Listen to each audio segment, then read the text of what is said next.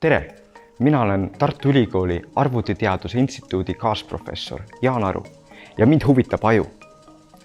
Ja üks asi, mida me kõik saame teha, et oma aju vormis hoida, on see, et me otsime endale mingi tegevuse, kus me peame parajal määral pingutama, sest siis aju areneb.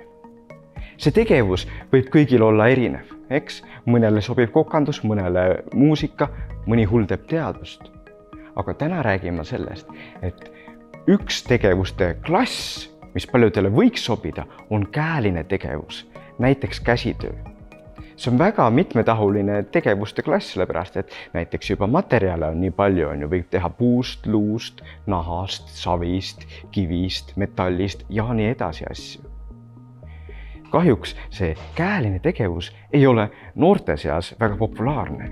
Ja ma arvan, et osati on viga ka selles, et me nimetame seda käsitööks. Kõlab igavalt. Seega mina pakun välja, et me peaks ütlema pigem ajutöö.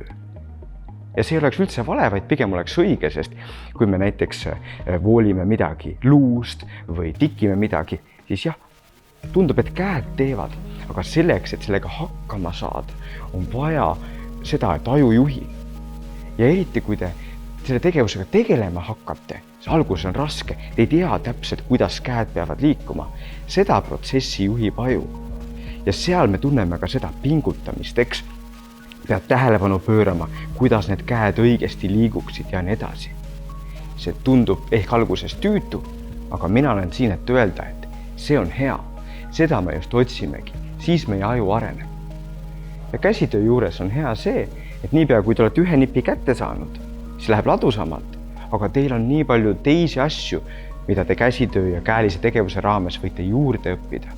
Et see on alati võimalik leida see järgmine asi, mis meie aju pingutama paneb ja seega, mis meie aju arendab. Head ajutööd!